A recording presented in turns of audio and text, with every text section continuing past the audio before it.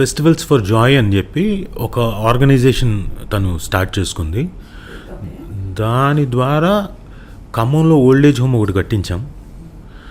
దాంట్లో ప్రభాస్ గారు, రాజమౌళి గారు, రమగారు, అల్లి గారు వాళ్ళందరూ కూడా హెల్ప్ చేశారు ఆ ఓల్డ్ ఏజ్ హోమ్ కట్టించడానికి. ఆవిడకి అంతకుముందు డబ్బే లేదు. ఆవిడ పాపం ల్యాండ్ ఏదో ఉండిందేమో కానీ ఆ ఓల్డ్ ఏజ్ హోమ్కి డబ్బు లేకపోతే మొత్తానికి ఇల్లు కట్టించేసాం అక్కడ. అది అయిపోయింది.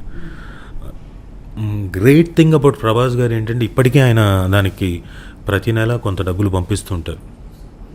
సో ప్రభాస్ గారు hats off to you. And next ఇక్కడ వచ్చి నెస్ట్ అని ఓల్డ్ ఏజ్ హోమ్ మియాపూర్లో ఉంది. అది almost all 100 bedded old age home.